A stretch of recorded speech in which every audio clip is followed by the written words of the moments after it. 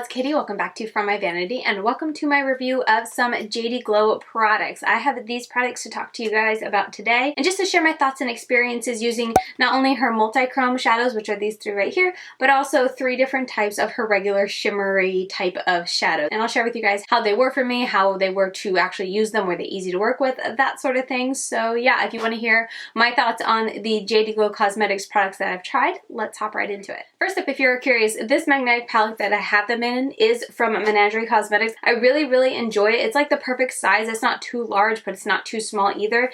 And Menagerie Cosmetics always hits it out of the park when it comes to their artwork. I absolutely love it. So yeah, I had to get this one when I saw that she launched it. I think it's like $10, not a bad price at all. But anyway, we're talking about JD Glow in this video today, but I did want to mention, in case you were curious, where the palette came from. Menagerie, I can leave it linked down below, not affiliate or anything, but just so you can easily find it. But yeah, these are the shadows that I purchased on Black Friday. I did a Black Friday haul. I'll leave it linked up here. It took a while to come in, but when it did finally come in, these are the ones that I picked and I have been playing with them ever since. Let's first dive into the regular shimmer and then we'll end with the multi-chromes. This one right here is called, let's see, the shade is 365. It's from their Galaxy Collection.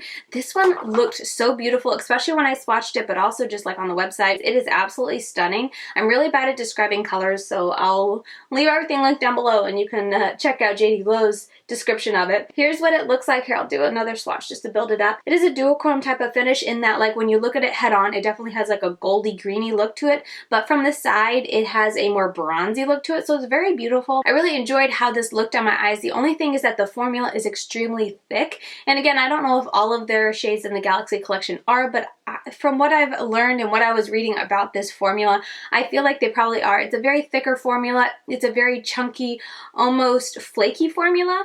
Hopefully you'll be able to see that, but there's just like, from a swatch, there's just a lot of chunks on my finger. And when you actually apply it and like put it on your eyes, you can smooth it out, but it's one of those formulas that you definitely have to be mindful of that. Make sure you don't go in with too much, and then go in with a very flat, dense type of brush. I wouldn't go in with anything too fluffy. Honestly, the best type of brush I found is some type of really flat concealer brush, and really pack it, place it down, and sweep it onto your eyes. Like I said, nothing too fluffy, or you're just gonna get all these flaky things flying all over your face instead of really pressing down and almost meshing and melting into your skin, because that's kind of what you want to keep it from falling, you know, having a ton of fallout throughout the day. So it's a little tricky to apply in that respect. Like, even this swatch on my hand has so many large chunky bits in it. You would have to sit there and really just go back and forth, and now everything is smooth. And you know, it's gorgeous. I'm not saying that, you know, this is a terrible shadow, but the formula is just one that's a little bit more tricky. And I found that when I applied it, the first time I applied it, I did it way too thick, and not only did I make a mess when I was doing my makeup, throughout the day it was just Fallout City. So the next time I wore it, I went in with a glitter glue underneath, and I went with a very flat brush, and I really spent time to grab a little and then work it into my eye. And that's kind of what you want to do, and you want to work with a little bit at a time so you don't end up with too much. And doing it that way, I had a much better experience with it. I still felt like I saw creasing and a little bit of flaking on my eyes throughout the day, or like on my under eyes onto my face throughout the day. So it isn't entirely, you know, foolproof in that aspect. But overall, it's a very beautiful shadow. But for me personally, in my preferences, it's a little too high maintenance for me, so I can't envision myself getting any other colors in this Galaxy type of formula, but I am glad to have this one. It is beautiful. Moving on to this JD Glow. This is the Matallon collection. This is the shade Gold. This is absolutely beautiful. It is so pretty. It is like the most beautiful dirty gold, I guess you would say. Can you even see it there? It's so reflective. It is stunning. On a good base, it really pops, and it is so pretty and reflective. I hope you can see that. It's a really easy formula to work with. I don't have to use any glitter glue, any type of eyeshadow brush. Even the more fluffier ones work just fine. Really nice formula, and I can totally see myself buying more of that Matallon. I think it's called Matallon. It's not Medallion, it's Matallon Collection. It's a very nice formula.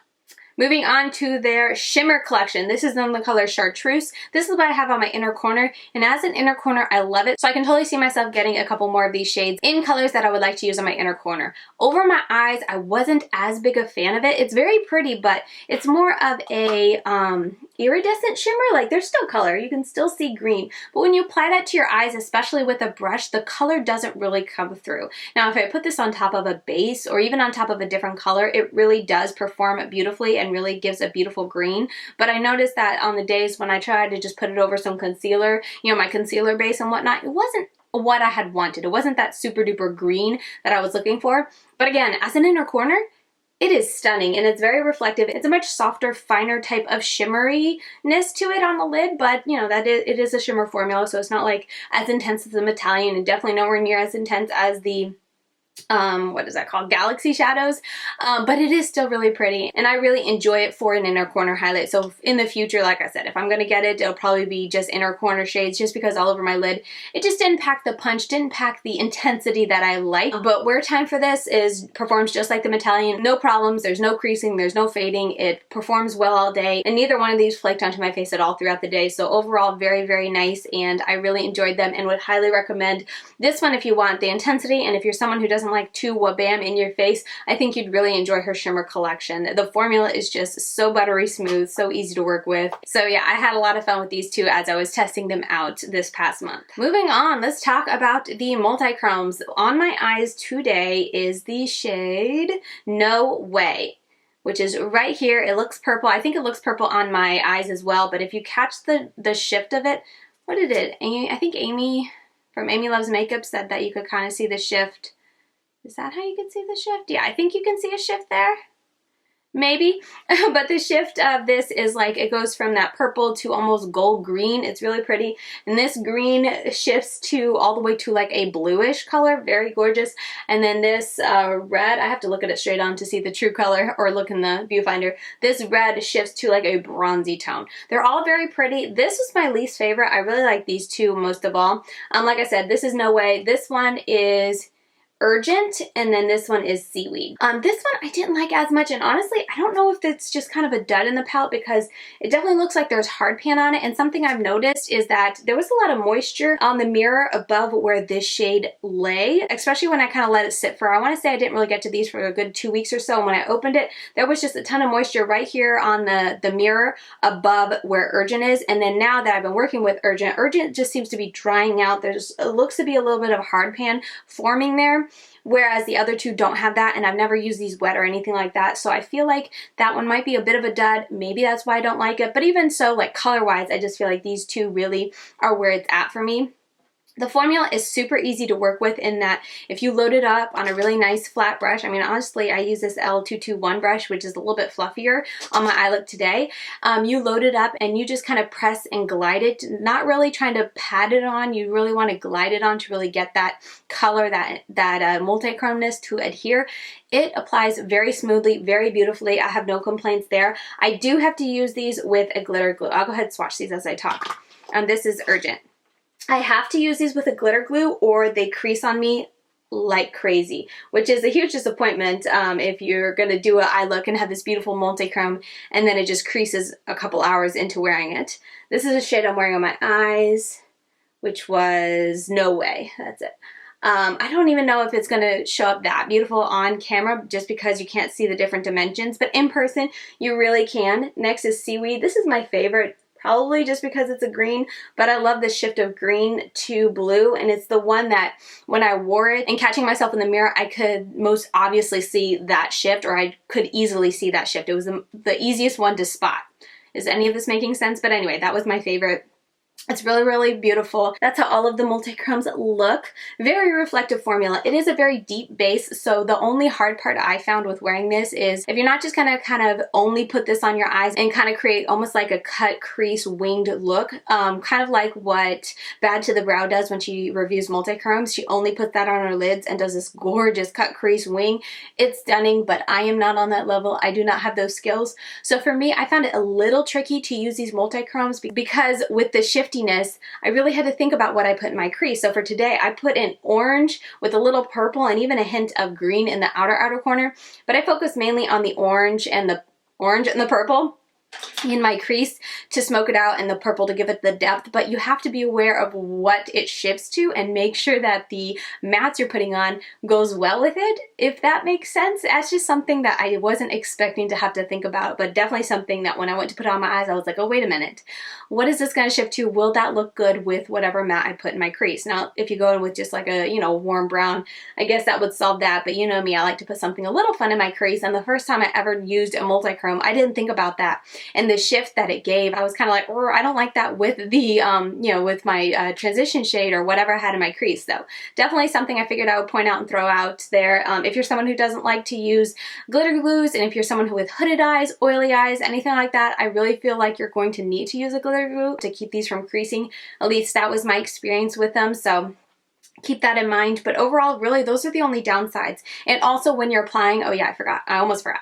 When you're applying them to your eyes, where it stops, if you don't do a cut crease, I find that they're a little tough to blend out. So if you're someone who likes to just put a warm color in the crease, apply this to your eye, and then just kind of buff and blend it up into the crease and call it a day, I found that these were a little tricky to blend out. They almost wanted to create lines in it, and I don't know if that's because of the just so much depth in here and then just the deep kind of base it has, but it was very tricky to blend out. So the way that I found that was the easiest to work with these multichromes is to do a cut crease, and even just a full cut crease, I brought it down and then called it a day. I didn't really try to blend it up into my crease, and I didn't even really try to you know, make the line not so harsh on the outer corner. I really just kind of cut it out, and that was one of the reasons I took a bit of green to deepen out the very outer corner, just so the line where the multichrome stop wasn't as harsh, because as I said, it just doesn't really like to blend. I did a little bit on this side, and I just felt like I was getting too much of a line right there where the multichrome stops. So that's when I was like, you know what, I'm just going to put a little matte there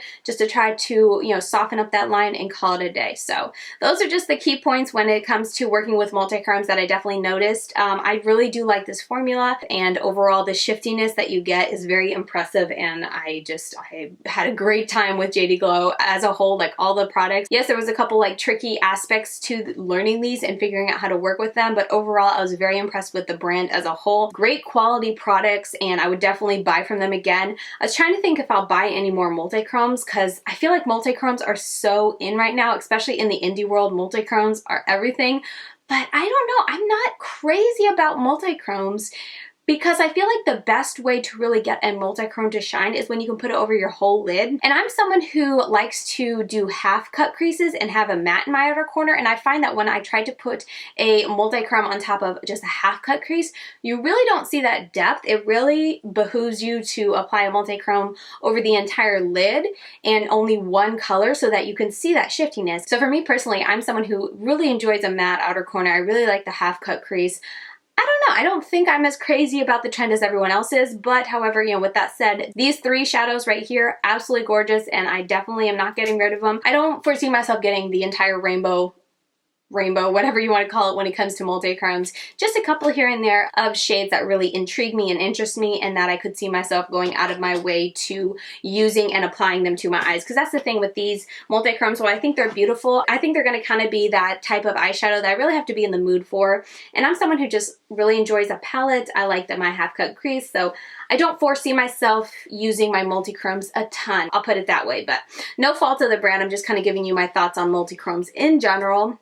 If you're someone who does enjoy multichromes and cannot get enough of them, I definitely encourage you to check out Bad to the Brow. I'll go ahead and link her video down below, but she like reviews all sorts of different brands, their multichrome formulas, and puts them on her eyes so you can see, and then kind of gives you her thoughts and impressions on them. So anyway, but yeah, that's going to do it for my review of JD Glow Cosmetics. I hope you guys found my review of, you know, the JD Glow Cosmetics products helpful. But anyway, I hope you guys enjoyed seeing my review of JD Glow Cosmetics brand as a whole. Let me know if there are any other brand reviews you want to see on my channel. I am going to be doing one from Give Me Glow because I have tried a couple of their eyeshadows and their highlighters, so I'm going to do like a one brand review. But yeah, if there are any other brands that you would like to see me do a one brand review of, let me know. Leave that down below in the comments. But thank you guys so very much for watching, and I will see you very soon in my next video. Bye guys.